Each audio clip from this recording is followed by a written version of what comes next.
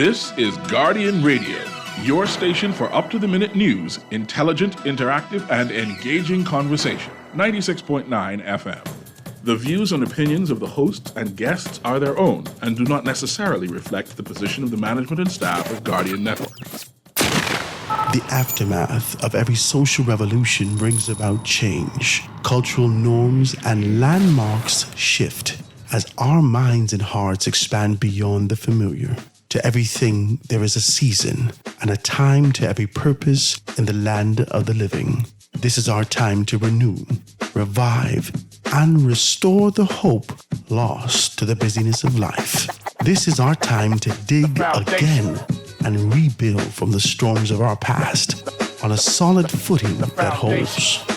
Welcome to The Foundation. The Foundation. Foundation.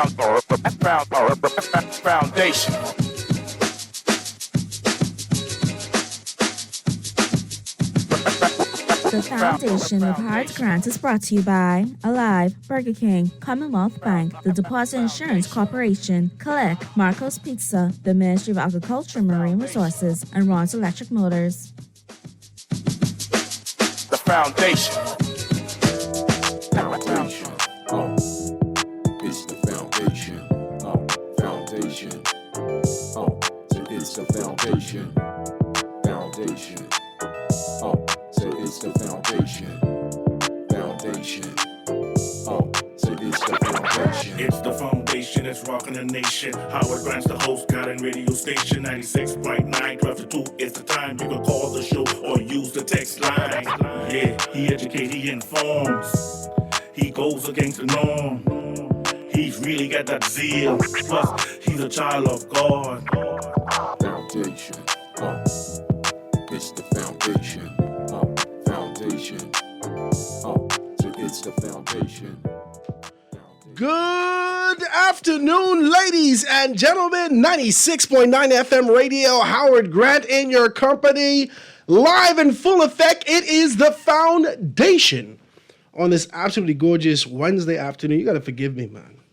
My little girl gave me a little taste of sniffles. I'm good, though. Praise God. I'm still here. Today, we're going to be talking about a great deal of things, guys. I thank you so much for tuning in. Thank all those persons that continue to be able to sponsor us and sponsor the show. Make sure you pick up your Guardian newspaper. All the information's on there. Starting the alarm on fentanyl. For all you persons who have your addictions and whatnot, make sure you pick up your Guardian newspaper and read that story and find out much more about that. Well, what we're going to do is something a little bit different. At the top of the show today, I've had a request to be able to have a very good conversation sometime back about, some progressive things that are happening in this year of Jubilee, right? So I wanted to kind of open up myself to those things, and I want to be grateful. I am truly grateful for the opportunity to be able to talk about a company that's been with us for 35 years, almost synonymous. Can I say that? Almost synonymous with when you say Bahamas and things Bahamian. The National Bell, Click. You said it. You said it is absolutely correct, ladies and gentlemen. In the house with us today, we have none other than Quezwell Ferguson, who is the brand manager over at Click, being able to tell us about what they're going to be doing in this 35 years.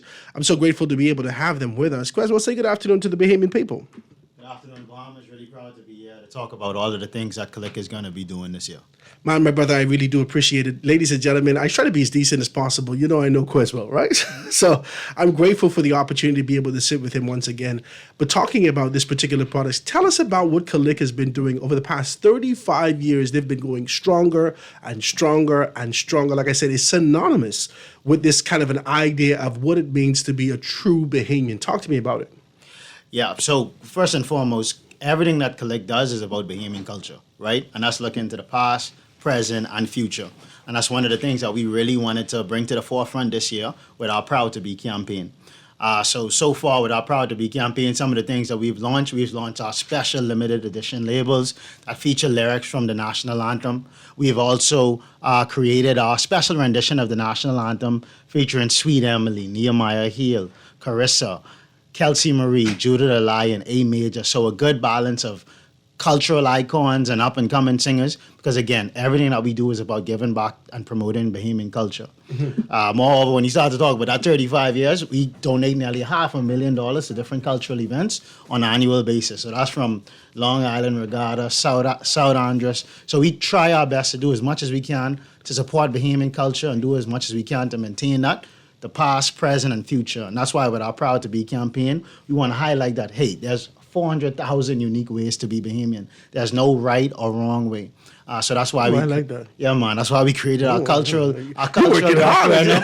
Whether it's so-called rake and scrape, whether for breakfast you like boiled fish or pancakes, you're still a Bahamian, right? So Tuna fish. yeah, there's no Tuna fish and pancake. Bing. Kung Hold on, salad, wait, there's a million ways to do that. We gotta ask questions with tuna Go fish and ahead, pancake. go ahead. Right? No. Now, for me, I'm a pancake guy, right? But pancake, again, yeah. that don't make me any less Bahamian, right?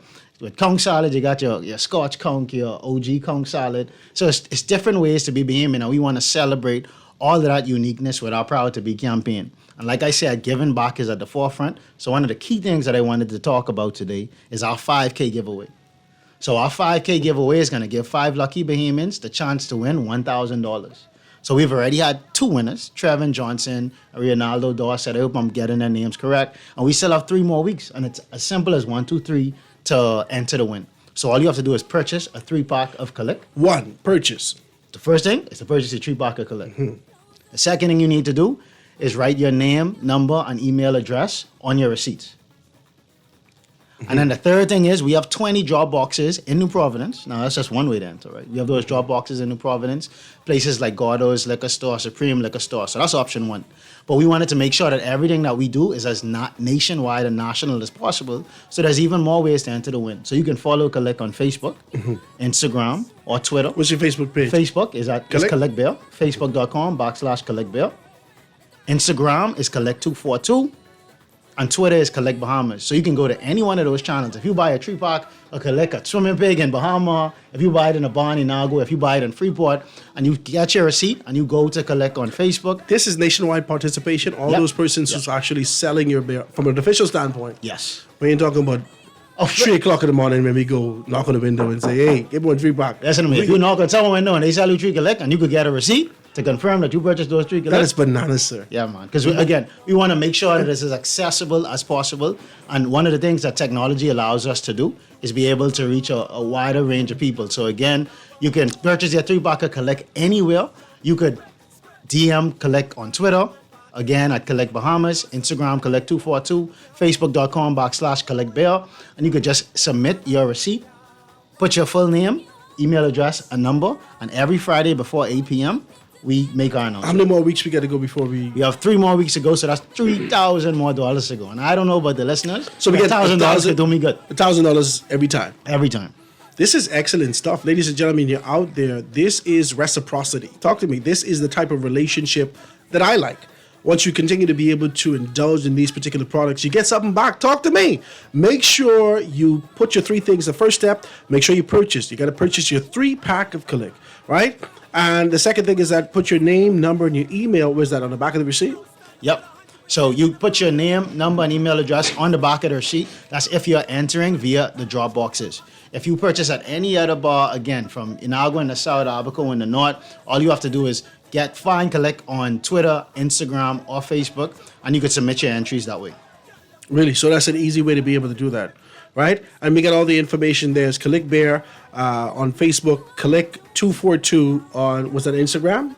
On Instagram, and Kalik Bahamas on Twitter.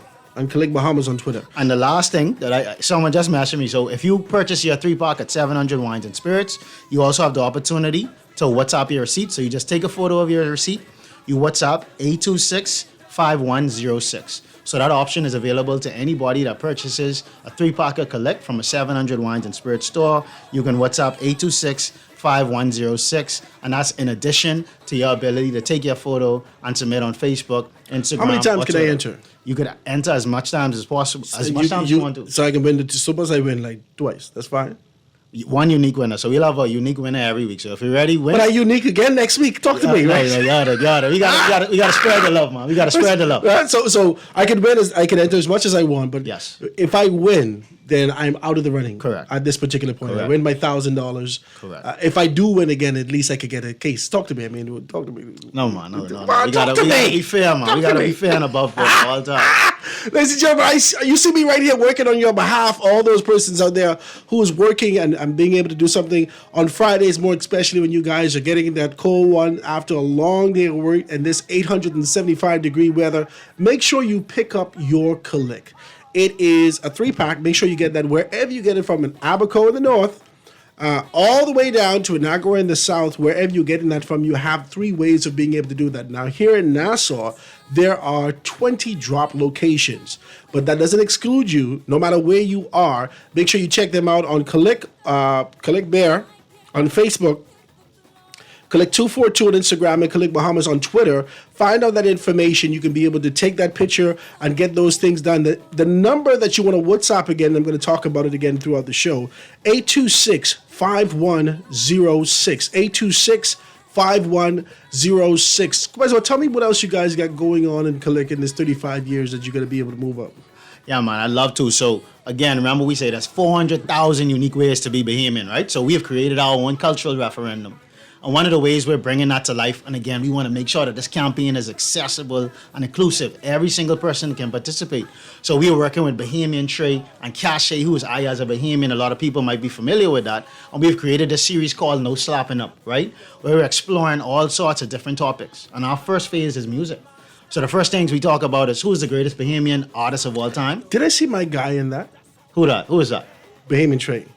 Yeah, Bahamian Trey and Cache, they are our hosts. Again, we celebrate in the past, present, and future, right? So we have these young, dynamic hosts. And again, we have a range of different answers. So with our first questions, who is the greatest Bahamian artist of all time? I think hands down, the popular vote was Ronnie. But even right now, you have the opportunity to go on Facebook and vote and comment on our post where we start to share all of these different topics. So we'll even go into food. What is the ultimate Bahamian Sunday dinner plate, right? So we're going to be asking these questions. And yeah, we recorded our video, but again, we want everybody to be a part of this Kalik campaign. So we'll be sharing those videos over the next few months, and you'll have the opportunity to cast your vote on Facebook, Instagram, and Twitter to become a part of the overall Proud to Be campaign. Again, we created our own cultural referendum. What does it mean to be a Bahamian? What is true Bahamian culture? And celebrating the past, present, and future. Kalik has always been very unique in terms of his bottle, his presentation, and being able to identify. We know that you've taken on a position to be able to name Junkanoo groups. You've done all these things. Talk to me about what's happening next. What are you guys going to be doing in terms of display and presentation for those bottles in this unique time as you celebrate 35 years? Definitely. So right now we have our limited edition labels. So we're not just changing the information on the labels, but we're also giving Bahamians access to what we're calling the Kalik verse. So, you know, you hear Zuckerberg and all these guys talking about augmented reality and all these different realities. But what we're doing is we're creating this augmented reality to put Bahamian culture on display. So the first thing that we've done is we have 5 limited edition labels that feature lyrics from the national anthem, like Lift Up Your Head, March on Bahamaland, again to commemorate the 50th independence of the Bahamas. And the next thing that we have on there is a special QR code on the neck of the bottle. So right now, that QR code would allow any Kalik consumer anywhere to scan that code and see our special rendition of the national anthem for now. And then when we move into the full Kalik verse, we'll be showing exclusive and dynamic content featuring cultural icons like Percy Vola Francis, celebrity chefs like Chef Simeon Hall, right? And because Bahamian culture is so important to us, we're going to allow all these people to tell special stories. So now when you see Vola in the Kalik verse, he'll be talking the history of the Saxons, right? When we have Chef Simeon Hall in there, he has the way to make boiled fish like a gourmet chef, right? So we want to do as much as we can to celebrate, promote, and entertain within the Kalik verse. So that's going to be on full display in another week or two. So when you scan your QR codes, you'll be able to see exclusive content, how to make boiled fish, how to make the perfect conch salad, the history of the Saxons, right? So these things that really showcase and promote truly Bahamian things. You know what's exciting is that you're no longer just a consumer, you're a participant in your actual drink. You're already having a cold one, you grab your phone, you can be able to look at this and find out more information about who we are and where we're from. I want to commend you guys for being able to do all the things that you're doing and continue to be able to move forward and make those things happen, man. Kalik has been the bear, like I said, synonymous with Bahamian culture, a Bahamian standard. There has been a great deal of persons being able to come across time. And even when you go to these bear fests, there is a unique taste and a flavor that's synonymous with the Bahamian culture, style, and finesse. And that is the Kalik Bear. Did I do too much just now? Was it a lot? I don't know. Was it a lot? No, man, I don't think so, man. We're talking about the Bear, the Bombers, and a really interesting point that you brought up was Bear Fest. So one of the things that COVID took away from us was our Kalik Junkanoo Fan Fest, which was a huge event and something that we did to help support the Junkanoo groups, right? Where every single person that walked into those gates, we were able to give money back to the Junkanoo groups. So that's something next week we're gonna be sitting down with the Valley Boys and Genesis and Saxons and Roots and One Family to collaborate to see how we could bring Fan Fest back in the biggest one we've had so far, right? So that's something that Bahamians will be hearing more from us in the next week or so. But again, to celebrate the 35th anniversary of Kalik, to celebrate and give back to Junkanoo, which is the heart of the brand. So giving back is first and foremost with everything that we do when we're planning the year for Kalik. I want to tell you something before we get out of here. I know you wrap it up and let everybody know exactly who you are. There's a text that just came through. It says, I'm getting goosebumps just listening to him. Wow, I love it. I don't know if they're talking about you or the Kalik Bear. This is wild. It's a lot. It's a lot. They're excited out there. Listen, are you this excited for your Bears? It's a very exciting thing. Kalik is celebrating 35 years. They're doing a great deal of things. Look out for those bottles, the QR code on the neck of the Kalik bottle. Make sure you do the 3 steps. Purchase, put your information on there, put it in the Dropbox, or get to those locations. That's the Kalik Bear on Facebook, Kalik Bear 242, that's Instagram, and Kalik Bahamas over on Twitter. Get your stuff in there and make sure, we got 3 weeks to go now on a 3-week stretch. Is there any way we can keep our names, because as soon as these people know you win $1,000, they say, man, let me $20. Talk to me. No, man. I don't want to take no pictures. There's $1,000 from Kalik, so they straight, man. It's saying like, I don't know, you got to put your mask on and everything, man. It's a grand. Get the grand, enjoy the grand, man. $1,000 every Before week. you leave 700 Wines and Liquor, wherever you are, that then mash up, man. Like, you might as well buy me a little fresh treat. Talk to me. You forget what Yeah. Guys, make sure you do that, though. Participate. You got 3 weeks to go. Be a part of this. Win your $1,000, and Kalik will be able to tell you Happy Independence, Happy Jubilee, their way, their style. It's a wonderful thing. My brother, thank you so very kindly. Anything else you want to kind of put on the table? No, the next big piece of content that we have coming out that we're really excited about is celebrating Dr. Off. So a lot of people don't know that Dr. Off is a person that sort of conceptualized the name for Kalik, the first design for Kalik. And we're going to have a little mini docu-series featuring his son where we get to tell his story and celebrate him as one of the founders and originators of Kalik as a brand. So again, what we're doing is not just futuristic with the Kalik verse, right? We want to make sure that we celebrate past, present, and future. So we're really looking forward to release the content that we have with Dr. Off, how to make boiled fish, how to make the perfect conch salad, getting feedback. Perfect conch salad. How to make the perfect conch salad. So Conch salad is a cultural thing. Popeye, so he's the baddest conch salad man in the Bahamas. Grand Bahama people is eat conch salad. West Grand Bahama people is put mayonnaise in that thing. Agreed. Hey, I You know. go deeper into West Grand Bahama, you get pickled conch salad. Yeah. Is there any unique way of doing that? I see people has put octopus in their conch salad. It's wild out here. How to make the perfect original conch salad, right? And the beauty of this campaign, again, is we're celebrating all of these different ways to make conch salad, right? Because if up north we're using mayo, listen to me, Kalik up north.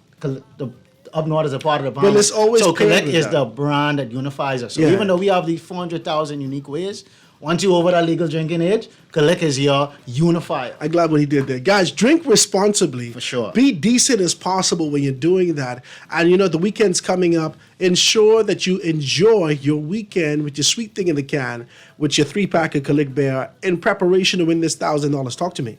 Talk to me about it. Kalik is doing a great deal of things. 35 years, guys. All the information's here. Make sure you can WhatsApp them again. Once you get that done, 826-5106. 826-5106. That's Kalik Bear. Facebook, Kalik 242, Instagram, Kalik Bahamas, Twitter. They got everything laid out for you. Make sure you scan the QR code, and they're going to be back with us as they can progress into this 35 years that they're celebrating with us in our Jubilee year. My brother, thank you so much for being with us. Thank you.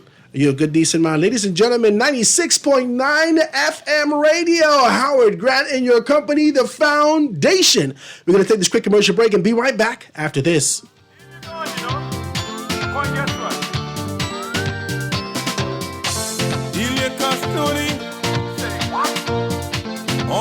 Saturday night. She cussed him such a wicked cuss. He swore to take her life. Till you gone, one more round. Till you gone. Tired of banks forcing you to use technology to bank the way they want you to? Your convenience is important. So no matter what your banking needs, Commonwealth Bank's friendly staff are always available in branch for that personal one-on-one service. But when you choose technology, our online and mobile banking app offers you state-of-the-art functionality. The choice is yours. Commonwealth Bank. Bank the way you want. Guardian Radio and the Foundation are on the move. Bahamas, this one's for you. SBT, Small Business Thursdays. Every Thursday, the Foundation with Howard Grant will highlight small businesses throughout the country, far and wide. Your products, services, prices, and personality. We want to hear it all. Get your 30 or 60-second advertisement heard on air at a fraction of the cost. We here at the Foundation understand the times and don't want you to be left behind. With Guardian Radio, you reach your specific demographic, and it is unmatched. We reach thousands daily. Get your products off the shelf and your services in their hearts. Small Business Thursdays with the Foundation, only on Guardian Radio 96.9 FM. For more information, call 302-2300 or the Help Me Howard line at 827-0111. SBT. Small Business Thursdays. Get your business moving today.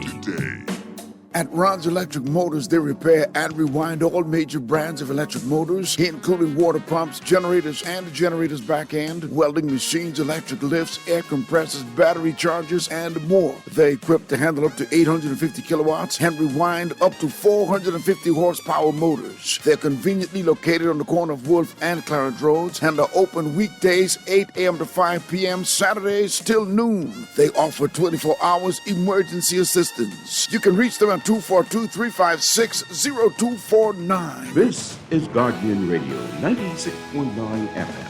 Fresh news, smart talk, all day.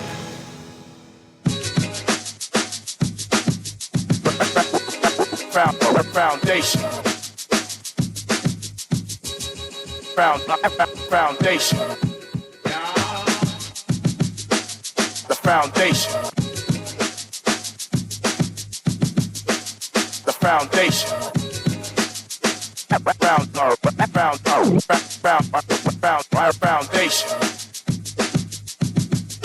Foundation.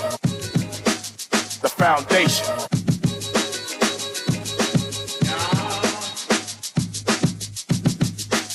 The foundation. And we are back, ladies and gentlemen, 96.9 FM radio. Howard Grant in your company, The Foundation, on this beautiful Wednesday afternoon. Just the top of the show, you know, we just wanted to kind of talk that 35 years and celebrate what Kalik is going to be doing out there. Somebody texts me and says, Howard, I'm going to give you a whole case of Kalik if you stop talking about the hotel. Well, you're may not necessarily be in luck, because I don't really drink beers. I'm kind of a wine guy. Don't fight me, right? However, send a Kalik, somebody can taste it. Talk to me, right? I don't know whether you can get me to stop talking about the hotel, but the thing in my blood. So we're going to talk about those things, and whenever we can give you that contrast, we're going to do that. Guys, I got some great people in the studio with me. If you didn't have an opportunity, make sure you check me out, GuardianTalkRadio.com, GuardianTalkRadio.com, and you can be able to see that the studio on a Wednesday, panel discussion Wednesday, is stacked. I'm grateful, man. When I say stacked, there's a bunch of people in here, but I'm the minds. Talk to me. These guys are what I believe to be progressive thinkers, and they've been identified as such, and given opportunities to continue to be able to kind of pour in their passions and convictions in this particular space. I'm always grateful to be able to be like that and sit in these spaces with them. Ladies and gentlemen, I want to introduce you. Well, you know him. You should know him. If you're listening to Guardian Radio on a consistent basis, you should definitely know him. None other than a person who's been here with us for a long time. I just want to be very clear with you. He's been doing this and being able to kind of dive deeper and deeper and deeper into these things. You know him from the Eye Opener. He's been in the space and being able to talk. How long you been doing this with us?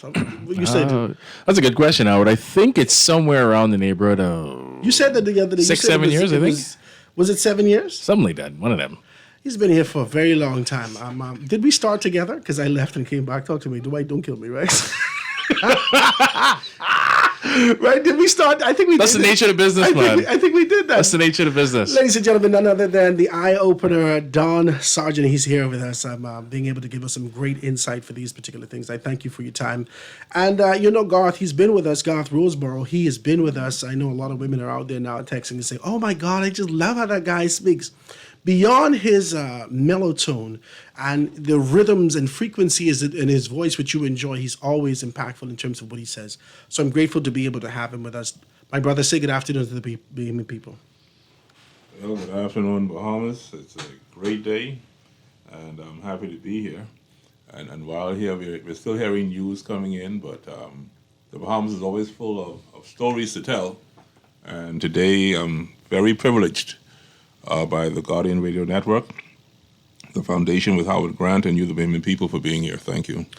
Well, let's be as decent as possible when we start the conversation. I think we are pressed for time because I think we have a lot to kind of unpack. Yesterday, I had an opportunity to be able to sit down and talk with Garth. I think you and I started this conversation, Garth. And Don, you chimed in, I think it was last week or week before? Last week. I think it was last week. Last week, right? You chimed in and started to talk about these things. We did a series on Unicall and the concepts and ideas of whether or not there could be a possibility for Unicall 2.0, or let's break it down further. This kind of a concept and idea of whether or not there are opportunities that exist in our country right now for a younger generation to access and grow, the same way that we've seen these persons do in 67. The conversation evolved, it blossomed into something more. And we read sort of a clipping out of the newspaper from one of our politicians that was alarming for me, and it was telling. And as we're in this kind of a position trying to be able to make a determination as to where we are in this country, we're always, talk to me, looking for information that we could be able to make a determination of the same, right? Jomo Campbell last week Thursday, I'm looking for the paper so I could be able to read it to you. How did you know? Jomo Campbell last week Thursday in the House of Assembly took on a position and said something that broke my heart. Now, on Thursdays, we don't do, national news. We talk about Small Business Thursday. But nonetheless, when I went back over it, it's Thursday, July 13th, right? It's right there. I got it right here, right? And Campbell voices support for the Prime Minister on work permits.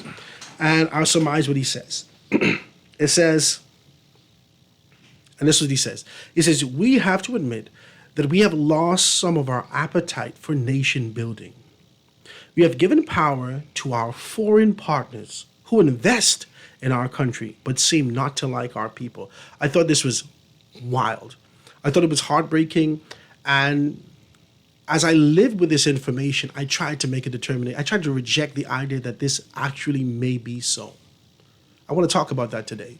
Yesterday, Garth, you gave me a call and said that you were doing some, retrieval of information, just being able to go out there and identify some things just on the ground and talking about these things. What is the sort of synopsis and idea that you've gleaned from these conversations that you've had locally? Well, we're constantly trying to understand the culture, our own presence here in the Bahamas as a people. Who are we? Where we're going? One day we're complaining about the conditions of the country's infrastructure. Another time we're complaining about opportunities in terms of contracts. We talk about political victimization. Where do we place ourselves in the world when it comes to union activities and foreigners' treatment towards local Bahamians? And in conversating with you and others, you brought something very powerful to light, that, Dawn, as we look through our country, there are certain places in our country that seem not to have the same issues and plethora of problems that we have in Grand Bahama, New Providence, and other such places. And one of the settlements that came forth was Spanish Wells. Oh, I thought you were going to say Albany. That's absolutely wild what you did just now, sir. I thought he was going to say, okay, go ahead, so. You are wilding out. Well, we're going fresh out of the gate. Well, the reason why they mention Spanish Wells is because people have the belief that Spanish Wells has built its wealth off of a fishing community. something that's available to all Bahamians. There's water all around us. There's fish, in the multitudes that God created right here. I think the first fish was actually created in the Bahamas. That's the way it seems. That's how much fish we have. I think we're doing a lot today. Go ahead. But in all reality, opportunity does abound in the Bahamas. But what type of opportunity? Spanish Wells has basically creatively taken advantage of what was around them and made themselves wealthy. There's a small group of people in Marsh Harbor, Abaco before Dorian that was doing exceptionally well. But I do believe that the thought in this particular matter was that of the hue of the skin. Was it because these people were of a European descent, or was it so much that we didn't have sufficient African people in these particular communities? Someone made mention to me, and Howard, I don't even know if you know where this is. You're from Grand Bahama, right? Do you know where Blair Estates is? Yes. Because a lot of people in your province don't even know Blair exists. When you go into Blair Estates, it reminds you of Abaco a lot. It reminds you of America. It's clean. No, it reminds me of Pleasantville. What is Pleasantville? A movie that I watched. Well, yeah. It has a unique structure according to. Well, it's a different world over there. So, are you suggesting basically that development, as we would say then, has not necessarily equally spread out throughout the country, and in specific communities, it has concentrated more than others? You are starting to go beneath the surface, but I want to go 13,000 feet deep today. Because you always do that. And it's a wild thing that you did that. Because first and foremost, I have to break some things down. I have to.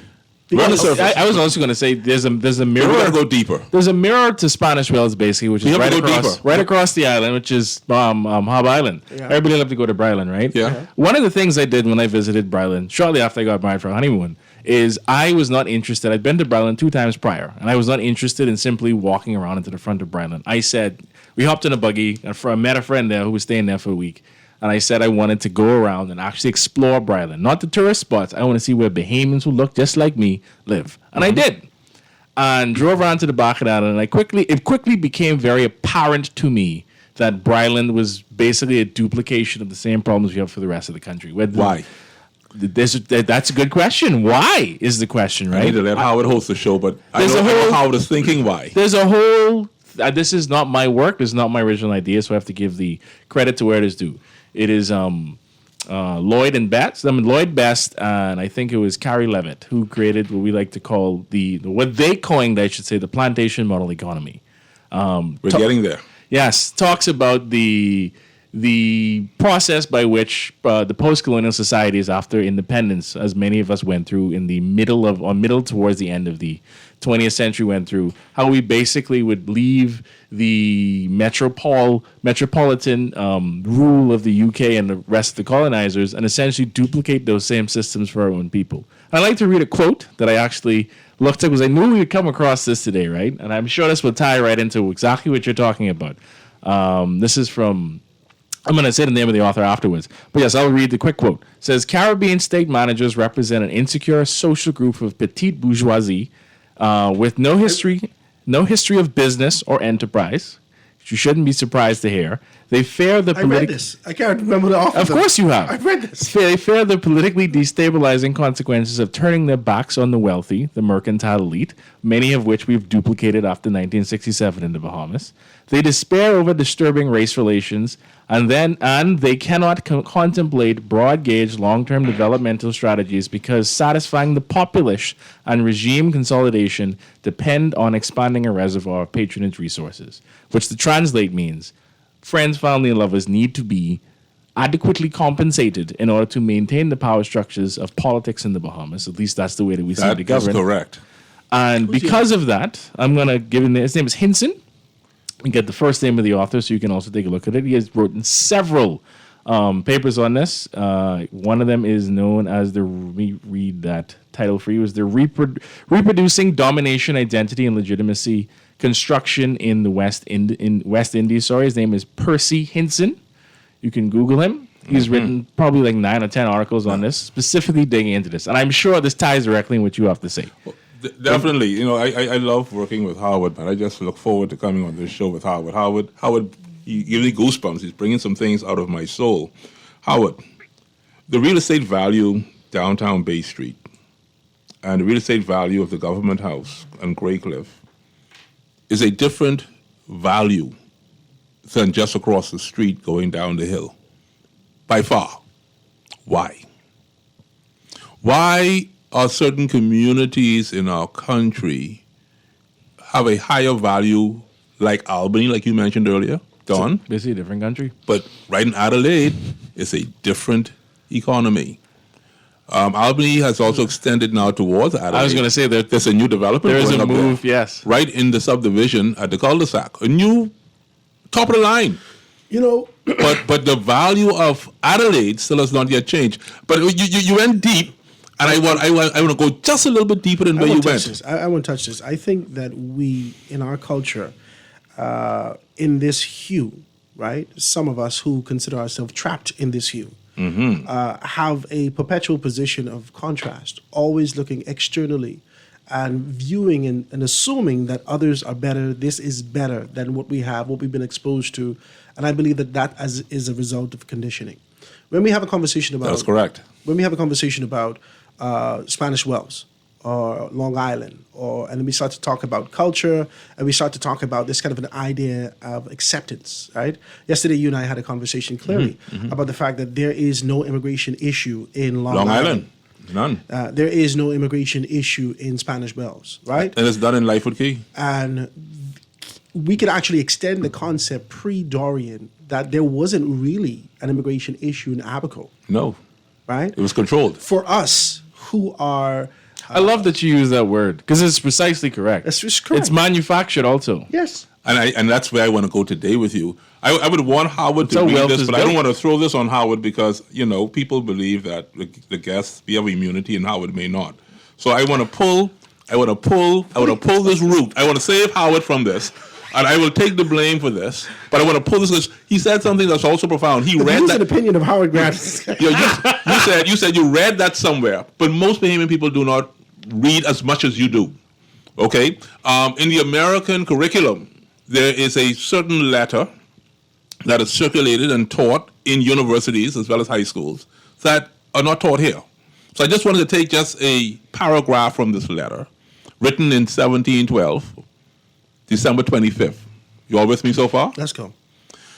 It comes from the Willie Lynch letter. I knew he was going to say that. See, I know you all knew. That's why I said it the way I said it. But I just want to use a paragraph. I don't want to take the whole thing, but listen to the control mechanisms of 1712, December 25th, 1712, and the control mechanisms of Parliament today and the Bahamas today. I want to get down to this if I may. How would you want to read this, or should I read it? Go ahead and read it. These methods have worked on my modest plantation in the West Indies, and it will work throughout the South. I'm going to get a ton of texts. You are? I'm going to get a ton of texts about the Willie Lynch letter.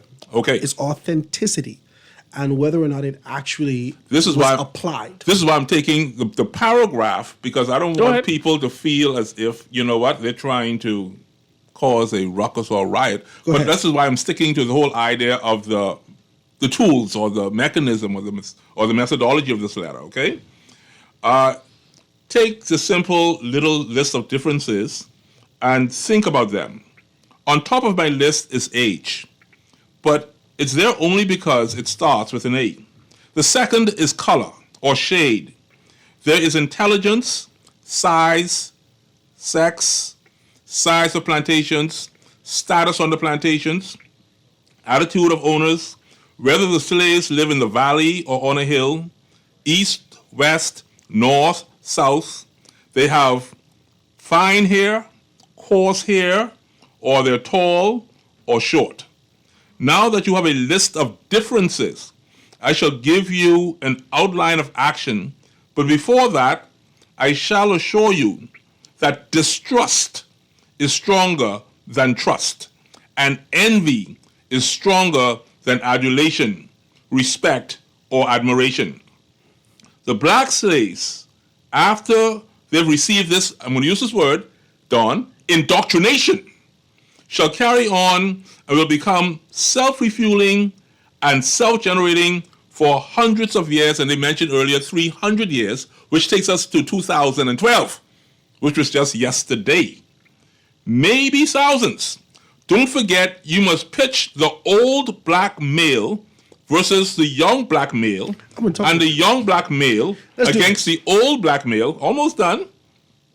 Almost done. You must use the dark-skinned slave against the light-skinned slave, and the light-skinned slave versus the dark one. And it goes on to talk about putting the male versus the female and the children against the parents. And this mechanism has been utilized for the last 300 plus years, and in the Bahamas today, it still applies. Yeah, it still applies based upon the neo-colonialism that exists here.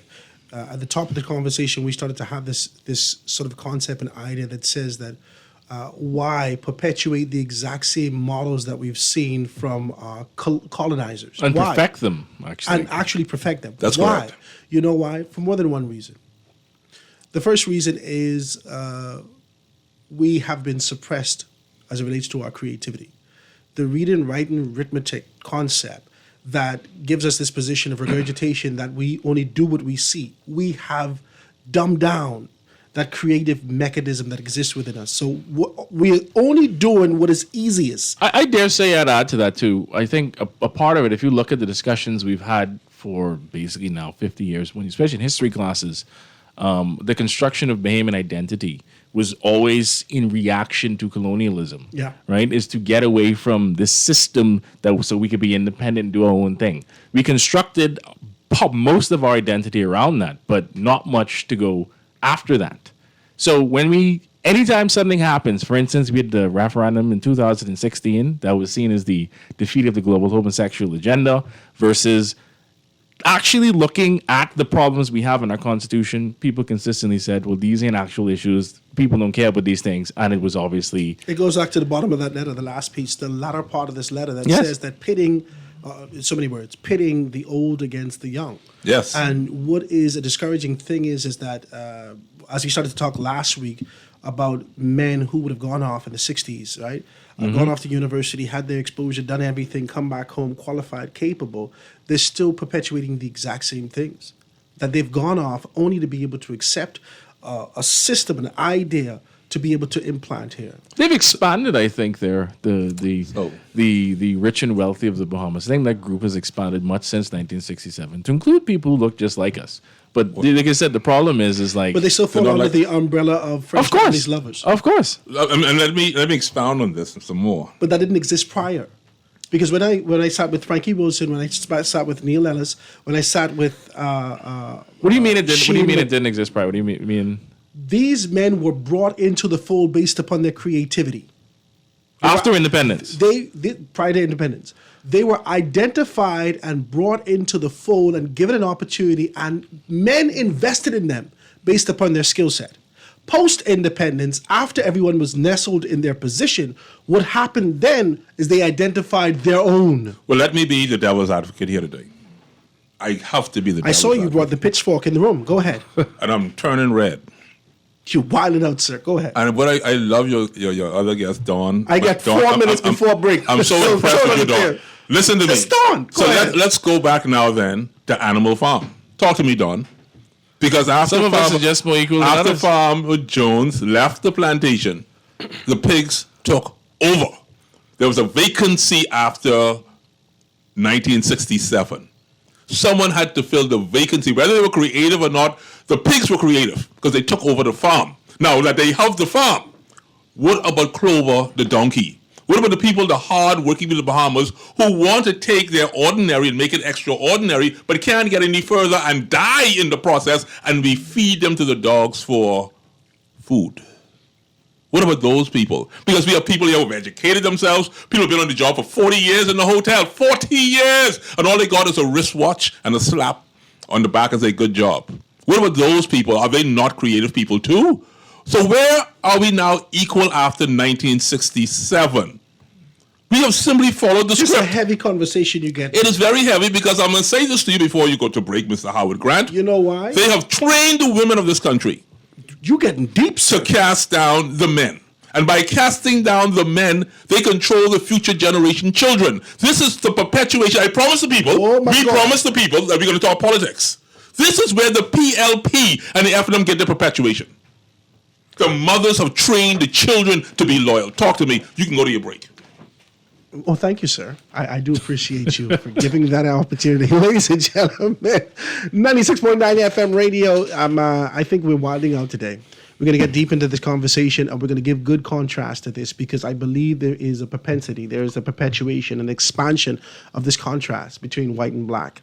And the only reason that we're suppressed is because we continue to put the noose on ourselves. That's correct. Can we talk like this? We must. Is it okay? Because we have to get to the root. Let's get to this, guys. We're going to go to commercial break, go to news, and be right back after this. 96.9 FM radio, The Foundation with Howard Grant. Be right back, guys. Foundation. Foundation. The Foundation. We'll be back right after this. The foundation. The foundation. Come celebrate Independence the BK way with our new Independence King Combo. Enjoy a flame grilled beef patty topped with savory bacon, arugula, crisp onion rings, and our special tropical sauce on a brioche bun. Served with fries and a drink for a flavor sensation fit to celebrate every year. Top off the Independence celebrations with our new Guava Sundae or frozen guava lemonade. Our Independence King Combo and treats are available for a limited time at Burger King Nassau, where taste is king. Collect. The Bear of the Bahamas has given you 5,000 more reasons to be proud to be 50. Just purchase a 3-pack of Collect at participating liquor stores and bars for your chance to be one of our 5 lucky $1,000 winners. Winners will be announced every Friday starting June 9th. Collect's 5K giveaway to celebrate 50 years of independence is officially on. Just purchase 3 Collect for your chance to be one of 5 $1,000 winners. Follow Collect on social media for more details. Collect, the Bear of the Bahamas. Drink responsibly, but... Let me ask you a few questions. What's your name? Pam. Favorite food? Steak. Beer or wine? Wine. Is your money safe? It's under my bed, so I guess so. Are you serious? Yeah, why? Unless your money is in a bank or credit union that's a member of the Deposit Insurance Corporation, there's no guarantee it's safe. Yeah, but what if something happens to the bank? Your Bahamian dollar deposits are insured up to $50,000, so you'd still be ahead. Plus, your mattress might catch fire. Then what? Man, those banks and credit unions are looking good right about now. Visit the DIC's website at www.dic.bs. Protection for your money, guaranteed with DIC. This is Guardian Radio 96.9 FM, Nassau, Bahamas. The foundation. The foundation.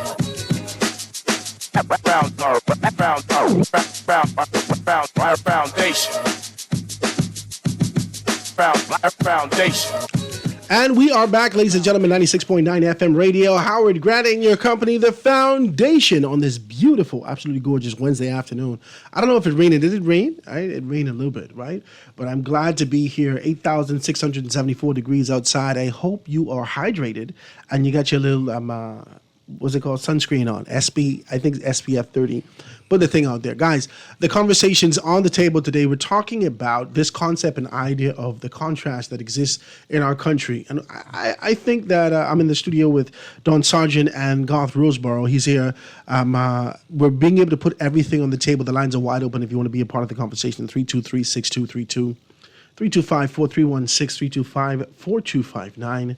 Anywhere from the Family of Islands, 242-300-5720. Hit me up on the text, 422-4796. Now, I don't want to be the one, in the spirit of decency and order, I don't want to be the one to always perpetually knock at this concept and idea of the segregation that exists between us from a superficial standpoint, from our hue. It's on class, I dare say.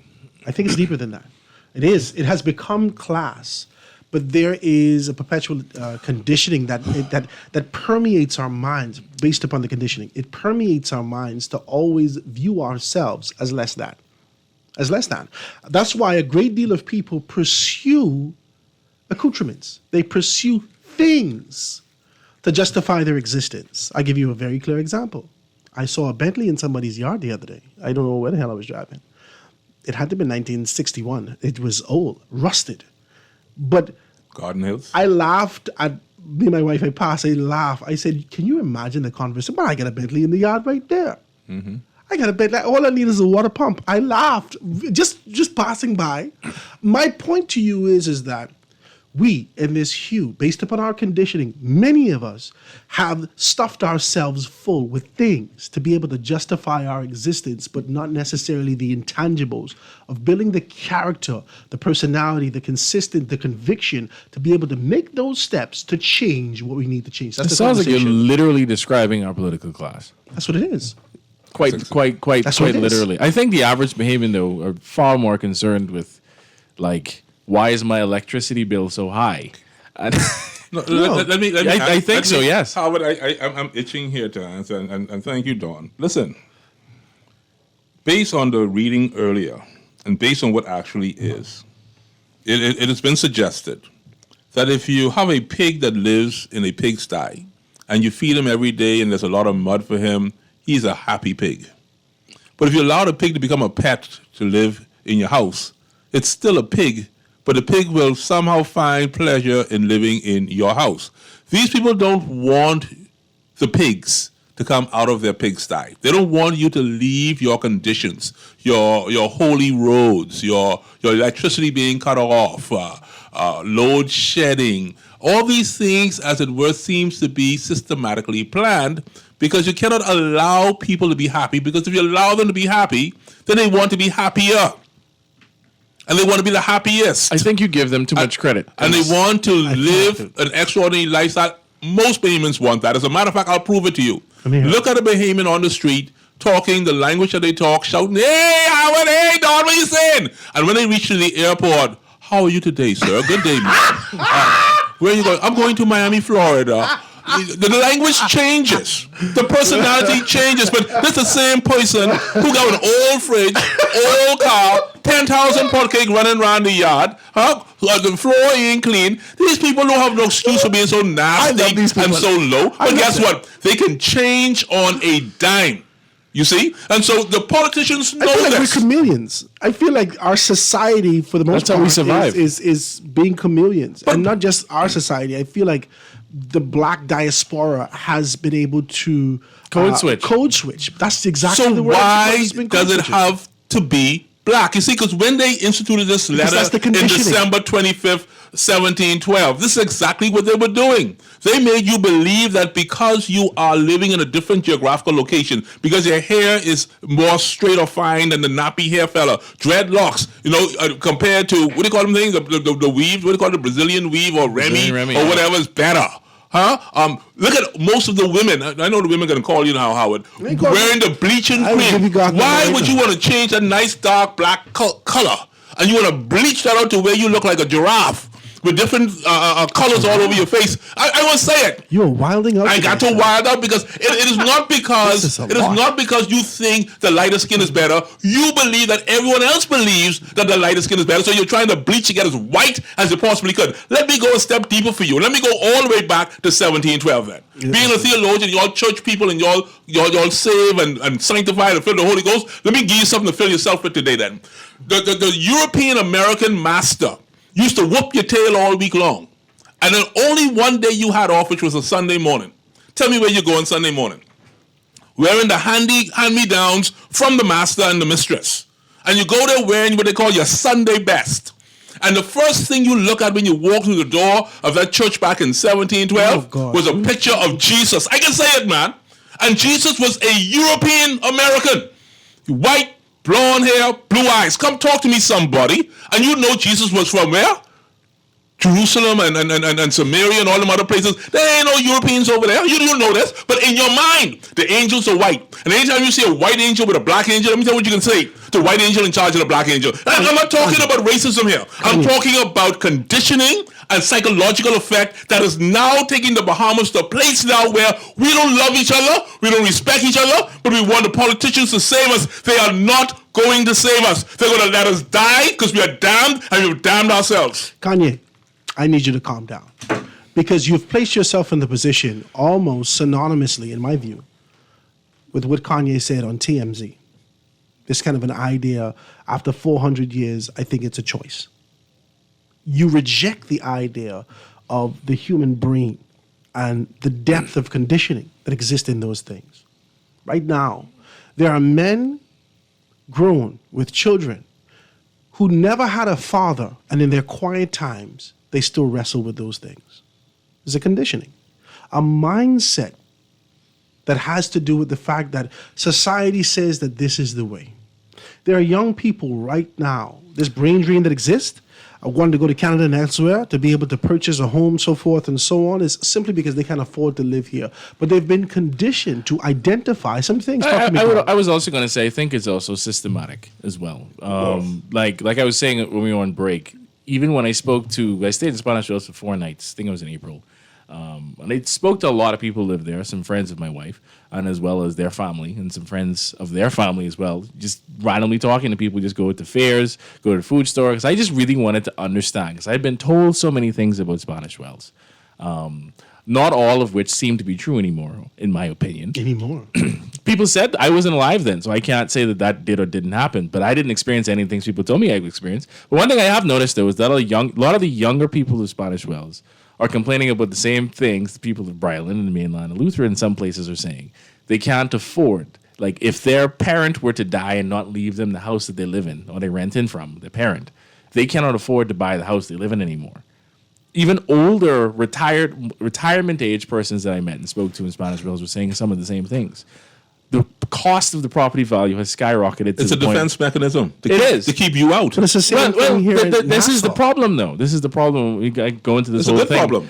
No, because it's also a problem that prices you out of your own situation. You're priced out of your own community. And then eventually priced out of your own country. Yes. Listen to me. But there's a reason for this. When you talk about the brain drain problem, right? Like, You're just going to go there. the acceleration, basically, of your living standards going down further and further down. If you recall, years ago, we were told the continuous, I wouldn't call it a lie, but continuous mistruth, I dare say, because it's misrepresented, that if we privatize more things in the Bahamas, services will just get better. Things will improve. Things will just Break up the monopoly. break up all these government monopolies that we have, right? That's what they told us to happen. Now, you tell me how the VTC thing and all them things go. You form your own opinions about those things, right? But what has systematically happened, what is not unique to the Bahamas, but throughout the entirety of the Caribbean, is basically the neoliberalizing of space. So where government services and goods and also, let's say, government infrastructure, in some cases, have been privatized. For a short period of time, people say that there's been massive improvement in the services that they've experienced, but then after, and you get to the medium to long term, you notice that good times that you was having, the honeymoon phase, depletes. You notice that the foreign entities that usually own these entities suck the money out of those companies, and basically it's the 80-20 rule. Quite frankly, yes. And what also happens with privatizing these things, especially if you're privatizing domestically, or like we like to do in the Bahamas, we subsidize. We say we're not going to privatize the whole thing. We're just going to allow some private individuals to bid on some contracts to provide these services or government that government used to do. So we privatize trash collection, we privatize dump, privatize all these things, right? Can you definitively say that things have gotten drastically better since we did all the things? For some communities, I dare say it has. But I think for the majority of Bahamians, especially if you live in New Providence, it exists the same thing. Nothing has changed. Nothing's changed. But the profit margins have changed. Sarge, you're quite correct. You're on point. Let me take a This is telephone your man call. impressive, boy. Let me take a telephone call. Ladies and gentlemen, 323-6232. You're impressive. 325-4316, 325-4259, anywhere from the family violence, 242-300-5720. Hit me up, 422-4796. Caller on the line. Thanks so much for holding. Go ahead. Go ahead, caller. You on the line with us live? Caller, you on the line with us live. Go ahead. Good afternoon, Howard. Good afternoon, Garth. Good afternoon, Dawn. Hey, Jeff. Hey, what's up, Jeff? Boy, right here. Listen, I'm going to give you all one significant thing that just happened. I'm here in the middle of the wilderness. The rain came down, and the second you guys started to talk about one or two issues that we really need addressing, the sun came out scorching hot. I'm going to say this much. I think Dawn said something, and Garth, you said something that is so salient here, and that is basically, nothing has gotten better. We listen to these politicians tell these dreams about, hey, foreign is better, or anyone other than Bahamians doing anything in this country on a maximum level is better. You talk about the BTC deal that was signed off and given away. We might as well say it was given away. because the infrastructure alone, for what we receive value for money, we tell you this. Right now as it stands, BTC hasn't gotten any better. We have the Bahamian who was heading BTC for a period of time that was doing an exceptional job. They pushed him out. So therefore, what at the end result, what is it that we really celebrating as a people? We as black people, you talk about the women bleaching themselves and not acknowledging that black is not just beauty, but black is wealth. And you have foreigners coming here to get black. And we have our people who are black trying to get their color. I mean, what the hell is going on in this country? We have to value ourselves better. We have to come together as a people, stop allowing politics to divide us. Let us take our country and let's carry our country to another level. But the outsiders, they love exactly the way things are. The divisiveness between us as a I think you're going on BTC phone. They're listening. Now, listen, man. That's another joke. Y'all stop it, right? So let's talk about this. I like to be solutions driven. I think a lot of persons have heard relentlessly in one form or another the issues that we face, we suffer, we endure in this country over the past, 30 some years, 40 years. Let's talk about some solutions and whether those solutions incorporate technology, whether those solutions have to do with unification and being able to identify our position and moving towards this objective. A lot of persons like to kind of funnel their ideas of solutions and, social alleviation through the lens and the eye hole, the needle hole of politics. They like to kind of push everything through that and say, Lincoln Bing can save us. Or strongman politics, always looking for a strong leader, strong male leader. Moses, they call Lyndon Bill and Moses, right? They've always been looking for this one man to be able to lead us out of this thing. But talk to me about the collective responsibility. I think a part of the solution, especially with understanding what even our responsibilities are, is you have to admit that there is a problem. Not the political class admitting, us the people, identifying specifically what these issues are. Would the conditioning that we've endured, the systematic structure of... Would it allow us to even acknowledge that there is a problem? Talk to me about that. I think it can, but like for instance, when we had the press conference announcing how many persons in the labor force graduated from high school, it was with 52%, I think it was 55%, I believe, of 207,000 people graduated from high school. That is a damning story, basically, on the public education system. But that's a whole other conversation altogether. There's a compendium of issues that mangles Bahamians in this country into the position that we're in. I'm not saying we need to complain about the issues, but I think understanding how we got here in the first place, the people that have led us to the position that we're in, makes it far easier to unravel some of the things rather than saying, let's pretend this didn't happen and try to move on. Because one thing that has happened and will continue to happen in the Bahamas, a lot of the people who profiteer off of this country being the way that it is, whether it be providing electricity, oil services, or the silent privatization of government services, is... they're not going anywhere. They're never going to go anywhere. These people will always exist. I think, and I'm not trying to vilify anybody, but I think identifying, like I said, these issues is the first step at addressing them in the first place. Because if you have no idea what's actually happening under the cloak of what we call transparent governance in the Bahamas, it's very hard to ascertain. Because you can be, for instance, arguing with a hotel, if you're a union leader, about a case where they fired a bunch of people at a particular hotel, only to find out that you're taking something to court, and you would go to talk to the Attorney General, only to find out the Attorney General nullied the case while she was talking to you, but it was sealed, and you had no idea this even happened. So it's disingenuous to even have the conversation in the first place, but you have no idea that these things are happening. And we rarely, and I think seldom enough, specifically put in chronological order how these things have happened, how these things have directly affected us. We talk about them. You think how is more important than why? Well, I do say yes, and a part of the reason for that is the how and the why are part of the reasons why we bring in foreign consultants on a consistent basis to tell us the Foreign things. consultants. I have this thing about consultancy. There's nothing wrong with consultancy. I'm not trying to put down consultancy. It's a needed field. No, so my issue is just to the point of being able to see your case nullied without your acknowledgement. I've had similar issues to this where I pursued this particular thing and leadership, governmental leadership came back. See, people just tell me don't talk about the hotel, but you ain't know my life. Governmental people came back and presented the letter that I gave to them to leadership of the hotel. So where is this relationship, this commitment, this relentless genuflecting to a foreign direct interest coming from? I said, why? Why would you This do is the that? stuff that sounds wonderful. Why would you do that? I want to. You mentioned the question of a solution, and I heard Don mention about the plethora of issues, and we have to identify these problems, right? I looked at this letter, and I've learned through educational vices that the solution to a problem lies within the problem itself. That's what I've learned, okay? If we study this letter properly, the root of our plight is not in technology, Howard.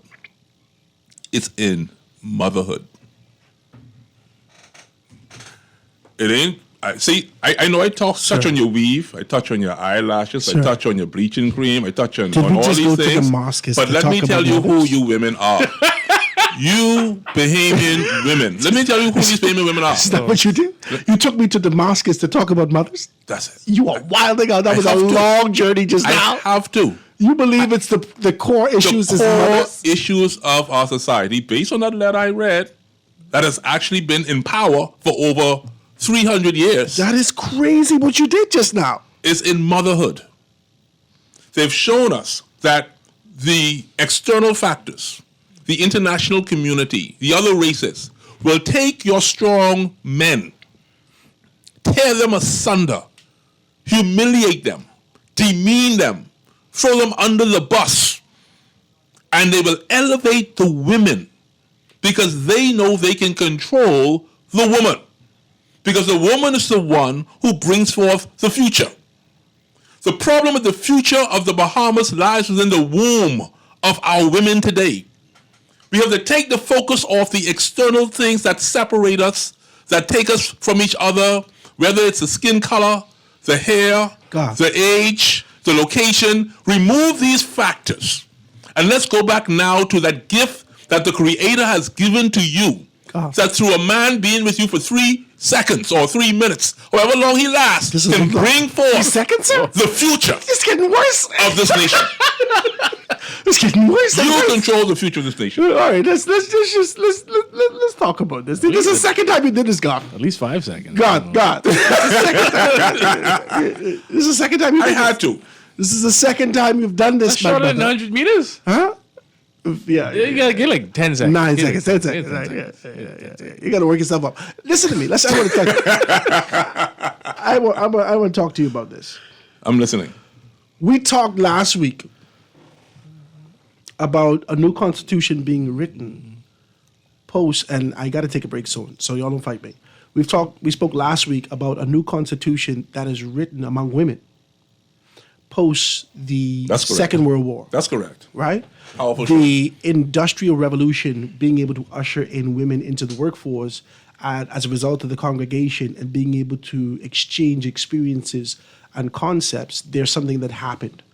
And a new constitution was written. I talked about that. I feel like I will have a whole podcast about that. That was a wild show, right? Correct. Are you talking about the Bahamas or? No, I'm talking generally. Okay. Because we've had like Globally. 5 constitutions, I believe. No, I mean globally. From a global Oh, standpoint. no, I understand. From a global standpoint, when women started to congregate with each other, and not necessarily shunning their responsibility, but had the duality of taking care of both the home and now being able to provide. Because at one point historically, they weren't necessarily the providers. They were the nurturers, the protectors, so forth and so Correct. on. And now leading into the work field, having to be both provider and protector, that's why they take on this kind of a new.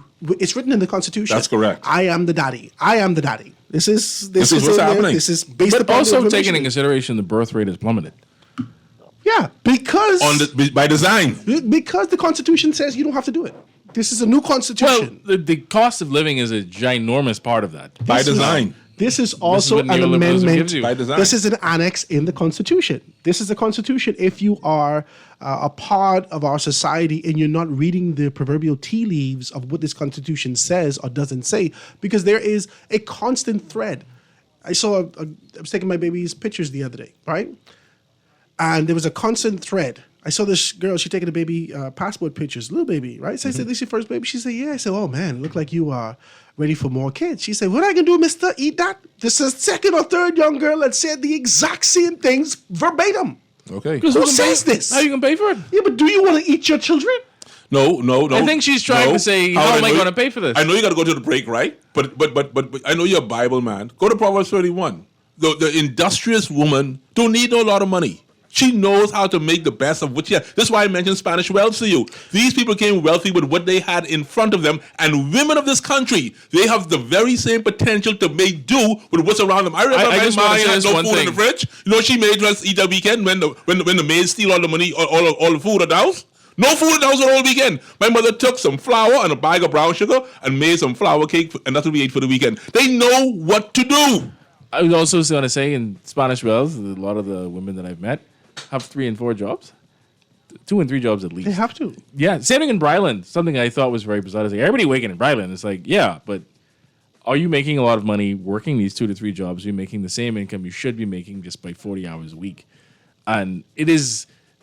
is this economic paradigm we find ourselves in? This is not unique to the Bahamas. It's happening across the Caribbean. It's happening across the Western world, the United States and in Europe, where your wages and costs of wages are not keeping pace with the cost of living at all. And as a result of it, in these developed countries where the cost, they love to say this, the cost of labor is causing all Who this. drives the economy of Spanish wealth? I feel Not doubting that. I'm not Who doubting drives that. it, though? Who drives I'm that? not doubting. Let me take a commercial break. Not doubting that. I'm just saying. Let me take a commercial Birth rates break. have sank for a reason. Ladies and gentlemen, 96.9 FM radio, Howard Grant and your company, The Foundation. Quick commercial break. Be right back after this. The Foundation.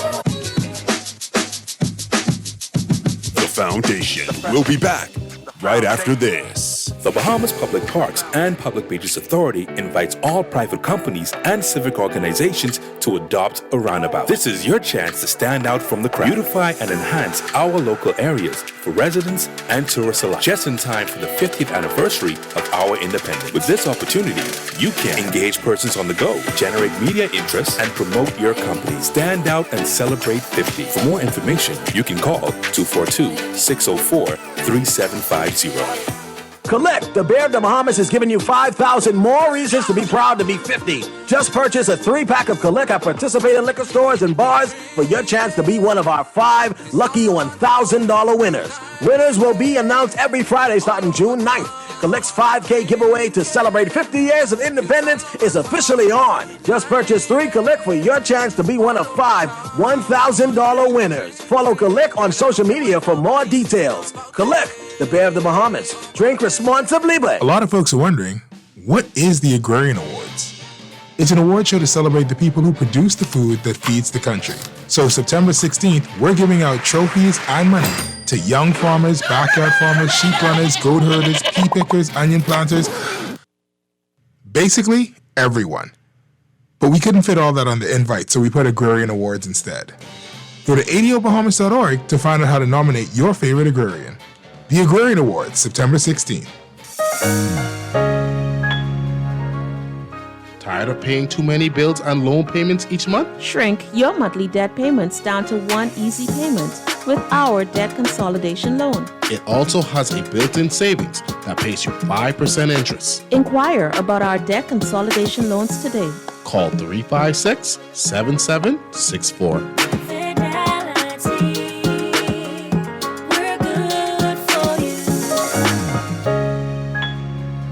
This is Guardian Radio 96.9 FM. Fresh news, smart talk, all day.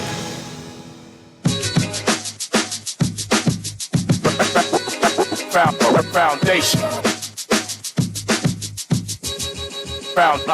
Foundation. The Foundation. The Foundation.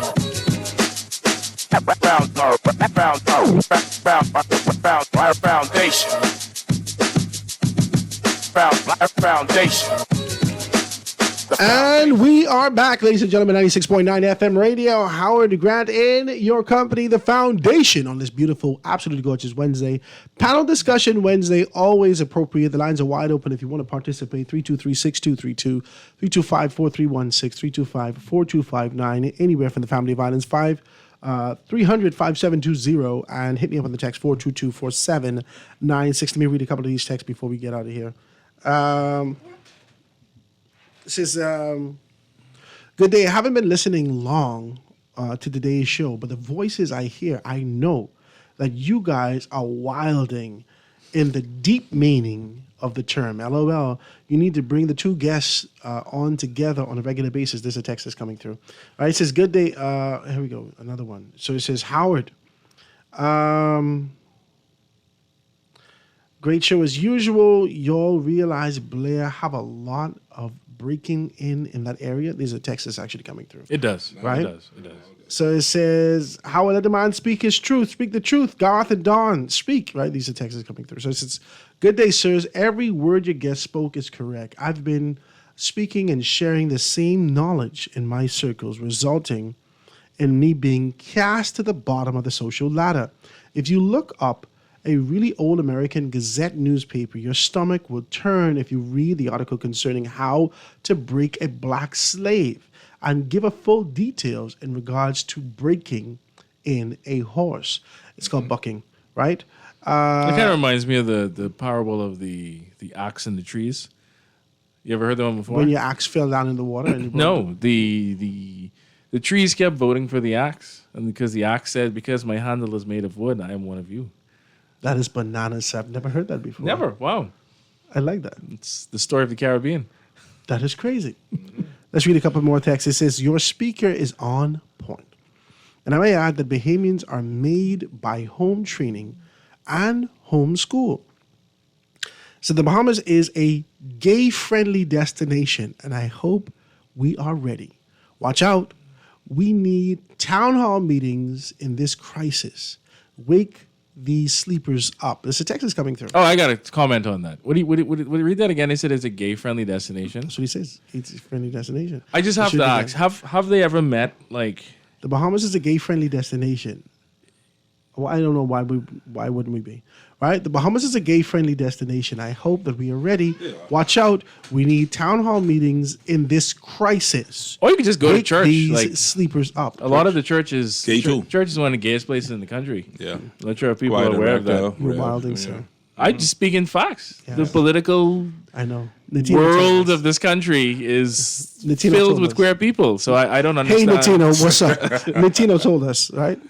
It says, Howard, this is one of your best shows, podcast ready, in my opinion. Latino? Maybe one day you and your guests must muse over the potential of our lost leaders to push this nation towards communism. What? With their corruption and failure to adhere to the nation's building, China is looking pretty. As our communist friend, not much crime there. This is Texas coming through. Right? Another one that says, based on the letter that Garth read, they are still achieving their goal because he is now blaming women. Ooh. That conditioning of men and women against each other is steeped deep. I wanted to say something interesting about that. I just said motherhood is the key. Two things that was said about the whole thing about communism, right? Not going down that road necessarily, but I did want to talk about this class issue that we have in the Bahamas. And I'm sure we all did not fondly, of course, recall the pandemic, how the Ministry of Health put out all of their messages to the public, for instance, that everybody, if someone's infected in the house with COVID-19, that they should isolate, put them in a room, a separate bedroom. They should have their own bathroom. And that's when it became very apparent to the general public when people started to tell their stories on social media and said, how am I supposed to have a special bathroom for one person in my family that's sick if 5 of us live in a 2-bedroom house, if 8 of us live in a 1-bedroom house, if there's only one room in the house and there's a bathroom in the corner? And at first people pushed back and said, well, that's ridiculous. Nobody living like this. And then the videos started coming out. Then people like Clinton Watson went into the neighborhoods and spoke to the people. And we saw the living conditions of a lot of Bahamians are not what we like to say that they are. So when that article was written, for instance, about FTX, about the stark contrast of Sam Bankman-Fried living inside of Albany and then the living conditions of some of our Bahamian people is just like, how can these two worlds exist on the exact same island, right? But that's perpetuated throughout the entirety of the Caribbean. And the material, I know you will disagree with me on this. And Hawaii. Yes. Most small islands in general that depends, that depend on tourism as a major industry for not just investment but also employment, find themselves in exactly the same situation as the Bahamas. Because of the perpetuation and the conditioning, which hasn't stopped from neocolonialism, we are service. That's correct. We serve. That's what we've been conditioned to do. I dare say yes, but no. It was told to us once upon a time that Bahamians we had to offer was sun, sand, and sea and cheap labor. No, don't go there. Don't say that. Don't say that. Don't go there. No, I don't. I'm not agreeing with that. Don't go in West Bay Street move. I know we got another. That's not true. We got another industry over there. That's not true. It ain't cheap labor. I don't think it's open labor. If it is cheap labor, why is it that when we're building embassies in Nassau, we use foreign labor to do so? Why is it in Abaco during the pandemic? You gotta understand. We had Mexicans coming over. Agreements. No, but the Bahamas government signed these documents. Yeah, but they're agreements. The same agreement that I don't disagree that there are former agreements. Prime Minister signed when they were building Bahama in terms of bringing in all those Chinese. It's an agreement. And thank God for that leaker who leaked that information to talk about the tax-free status. Let's be very clear about this. Let's be very clear about this. A lot of people are indifferent with proximity and your position and how capitalism conditions and really like it takes over your mind, your desire, your insatiable desire to get more. I dare say we don't practice capitalism in the Bahamas, though. Not all of us, but those persons who do, when they walk into the space of negotiation, they will do whatever it takes to get to the objective. Patronage. Right, that's what it is. If I can zero what you gain me. If I can zero in, Howard, I want to zero in because I know time is short now, right? And I looked at this letter. I looked at the plight of our people here in this country, and I was trying to, we promised people we're going to give them some political talk, right? And I didn't quite get to that today, but we'll get to it another day. But politically speaking now, we have to now understand and accept that systematically and intentionally, we have been given two political forces in this country. Hold on. Let me help you. I want to say this because we started off in a particular way. Because I tell you, I slept with this and I live with this we go back to that. Because we got to go back to the top. We got to go back to that. That's where the circle comes in, right? Politically speaking. Yes. Systematically and intentionally. Yes. When I read Jomo Campbell's, when I read it again, we have to admit that we have lost some of our appetite for nation building. We have been giving power to our foreign partners who invest in our country but seem not to like our people. Politically speaking, socially speaking, I disagree.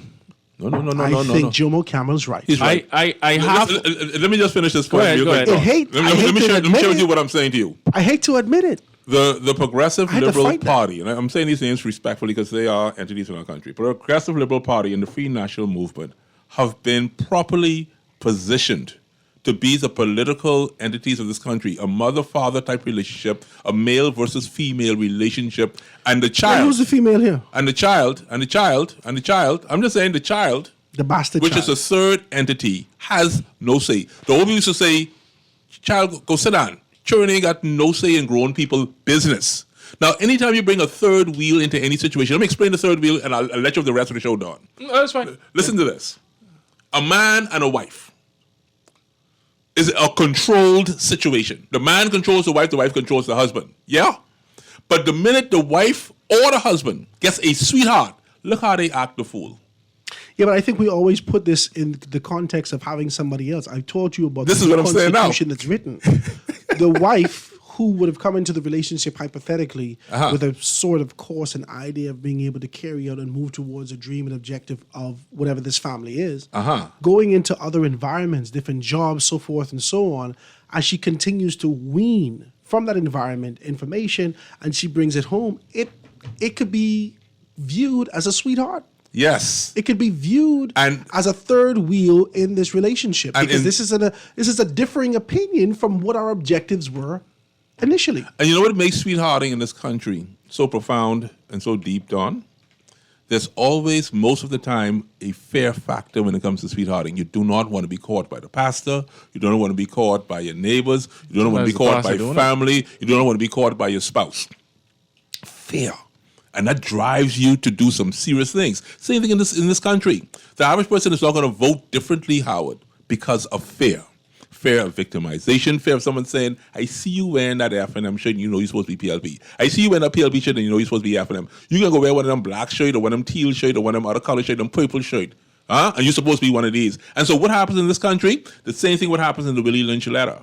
You're going to be victimized. They're going to put you in front of everybody. They're going to flog you. They're going to emasculate you. They're going to take you and tear you apart to make an example out of you. And so this is what makes it so difficult. If our mothers in this country cannot bring about this new generation, this new future, and take the time to nurture, teach your little children how to fish, what you and describe, how to farm. What you describe is quite literally the trimmings of an authoritarian type regime. And it doesn't have to be the threats of violence, just physical violence. It can also be just the trimmings, just the trimmings. Like just the trimmings. Right? That's all we deserve, right? Apparently. Just the trimmings. Yes. It does it through economic coercion, in essence, is what you're talking about. The fear of being victimized means you're awake. If you have a government job, you can lose your government job. Right? That was the fear under both parties for persons under various administrations. You know you have to be afraid to even add on to your house? Boy. The minute you add on to your house, you make your house better than that of theirs. They have a problem with you in this country. Our own people. And that's why the money in the Swiss bank account. Let me take a telephone call. Caller, you on the line with us live. Go ahead. Yes, good afternoon, Mr. Howard Grant. Hey, my brother, what's happening with you? Yeah, this is a great show, of course, with Garth and Dawn and you, right? 52. It's really, the thing is, and Garth has moved me so much with his speech. I decided to listen to the whole show before I make a call, but the thing is, I've never read the Willie Lynch letter, but I've heard about it, and so even without reading it, I intuitively knew that, divide and rule. I've actually read a book called How to Make a Negro a Christian. So in reading, you would arrive at the same conclusion, it's just a different road you take, right? Wow. So there's a book called How to Make a Negro a Christian. And so I was trying to get people to read it for a while now, but we all know the basic fundamentals in the art of war, which is not to start a war. So then you would not start a war by making your enemy feel that you are so strong that it doesn't make sense. So you have defeated them psychologically. That's one of the basic, post-slavery, our minds, we are living in the prison of the mind. We are being defeated. So you can kill them physically, and then you can spread propaganda. And then, so we know the old basic Machiavellian concept of divide and rule, which is basically divide and fool. And so, so this is what, and what we're hearing is really true. So, I mean, as far as, I've read some slave memoirs, etc., and so I came to these same conclusions, but this is exactly what is going on on the plantation, and this is what the schism We're still is on the creating. plantation. So the brother yesterday was a perfect example in which it is meant for you to give up and to adopt a state of learned helplessness or operant conditioning. Don't know exactly what I mean. You should know what I mean. You should know what I mean. This is what it is, and this is pathetic for me because then you who became a problem, like how I was the voice in the wilderness during the damn-demic, right? And Dawn, when Dawn started to talk about the pandemic, I started to get so, irate. All of the pseudoscience misinformation. It was like, you didn't make sense because people didn't know what was going on. But in the long run, people still didn't apologize to you and they gave you no credence for nothing. So you have to do it for yourself. Have a good day, man. Thank you, my brother. I do appreciate your telephone call. Let me read one of these texts. It says, I wonder if young boys are being effeminized by mothers in a single-parent household. Of course. No, all households, but many. Not all, I suppose it's not all households. But in many, yes. Many. I do not want to put that weight on the woman. We do socialize. I have to. Boys differently from girls. They've been. And I'm not playing any blame on anybody in particular for it, but that is a fact. Women have been created. We socialize to children nurture. differently. Yeah, that's the next move. It's my last commercial break, ladies and gentlemen. We have to take this commercial break. Yo, let's keep pushing me through the thing, right? let me pay these bills and take care of this. 96.9 FM radio. Howard Grant and your company, The Foundation. We're going to be right back after this. Foundation.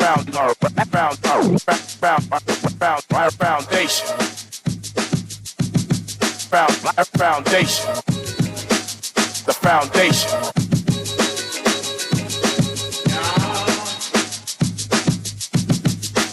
The foundation.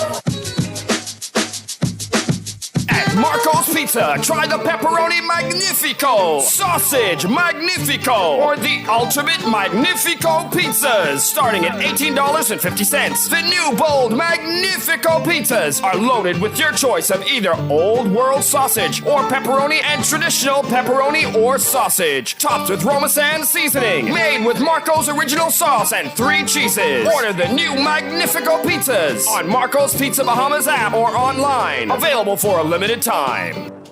At Alive, we believe that every common loftier goal is within our reach. We believe in the essence of our identity, the richness of our history, and the boundless potential that lies within us. That's why our network is built by, owned by, and managed by us. Alive, believe in Bahamians. Visit BeAlive.com to take advantage of our Golden Independence deals. Alive, believe in best. You've tried everything. ASUS with your mother's cousin's sister's auntie, and even hiding your money under your mattress. But is your money safe? Your Bahamian dollar deposit in a member bank or credit union is insured up to $50,000. If anything happens, your deposit up to the insured value will be returned to you thanks to Deposit Insurance. Visit Deposit Insurance Corporation at www.dic.bf. Protection for your money guaranteed with DIC. At Ron's Electric Motors, they repair and rewind all major brands of electric motors, cooling water pumps, generators and the generator's back end, welding machines, electric lifts, air compressors, battery chargers, and more. They're equipped to handle up to 850 kilowatts and rewind up to 450 horsepower motors. They're conveniently located on the corner of Wolf and Clarence Roads and are open weekdays 8 a.m. to 5 p.m., Saturdays till noon. They offer 24 hours emergency assistance. You can reach them at 242-356-0249.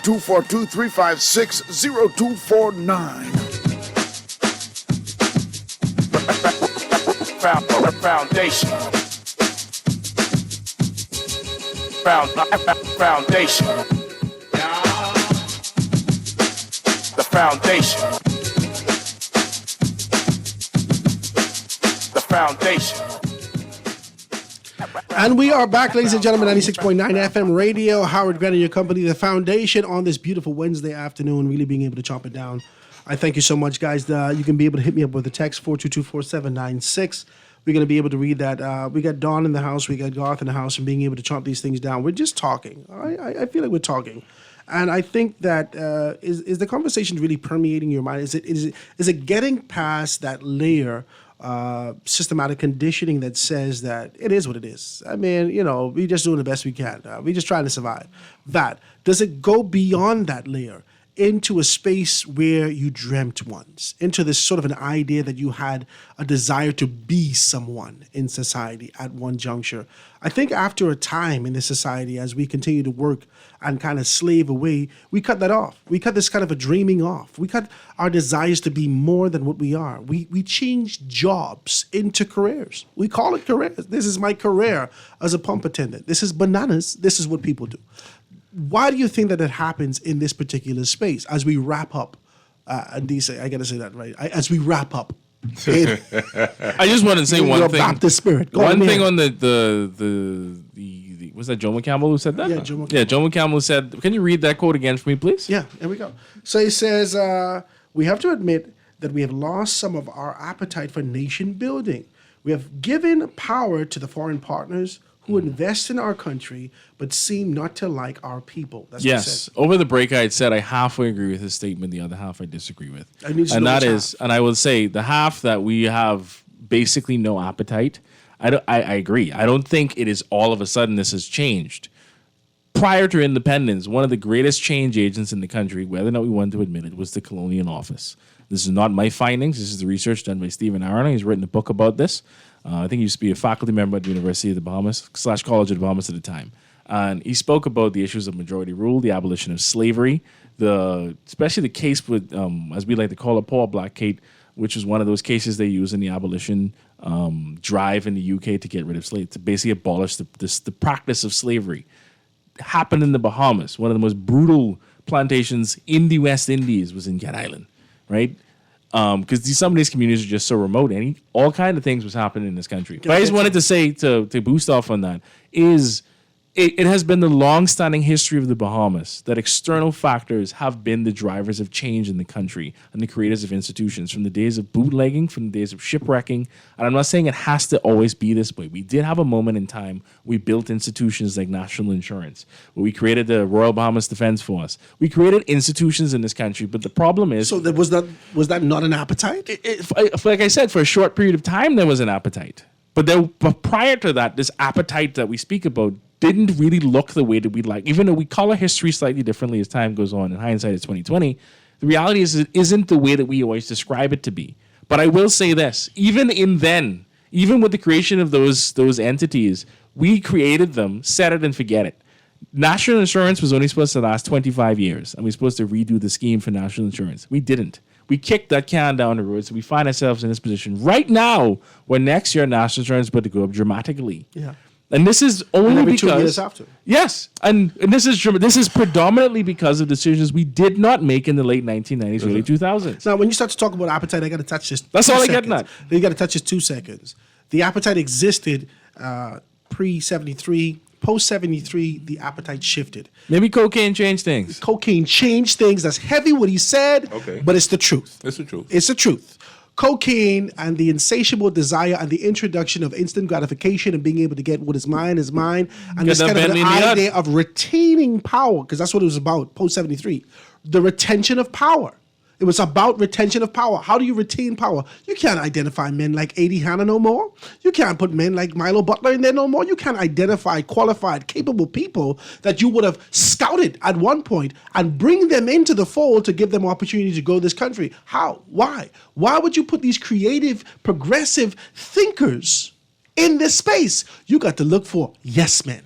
Now and look what they did to Penland on the same page. This is exactly where this whole conversation is going. Howard, you know what happened? We've been on this show together, Don, where they've accused us of being PLP.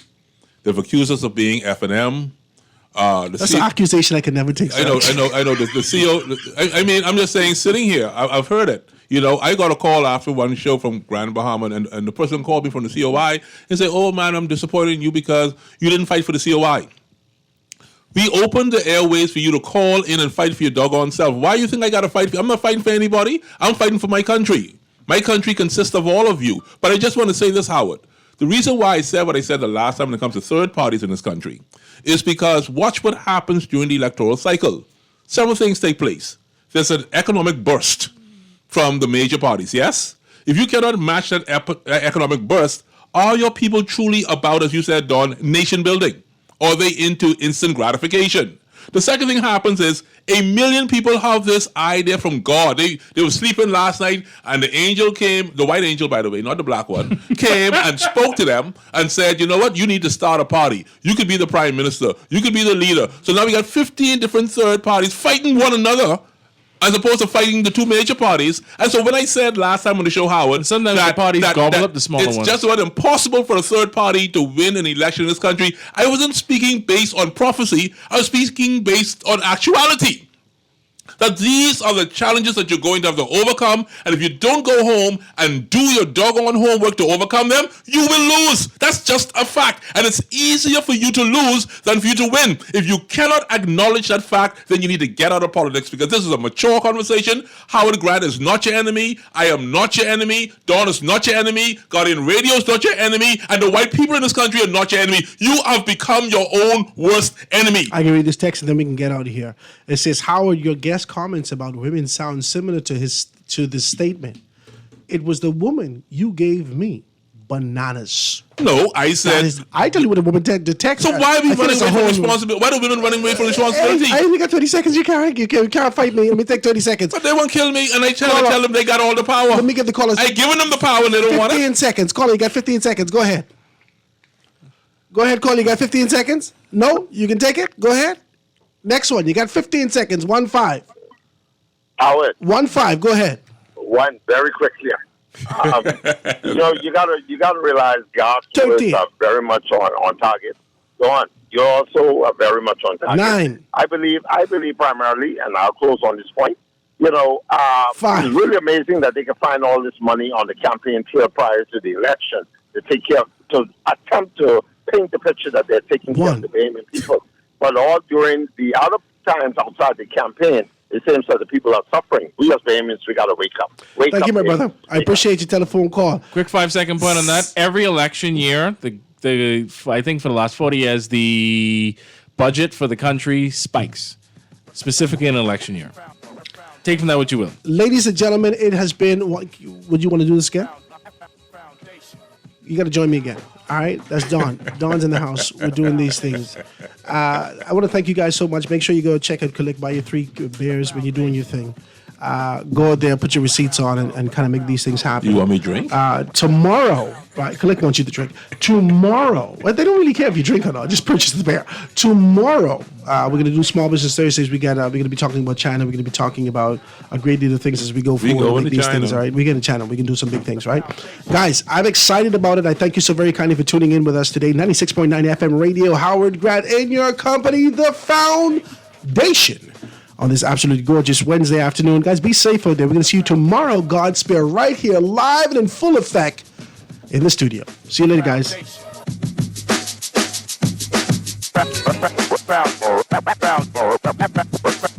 Foundation.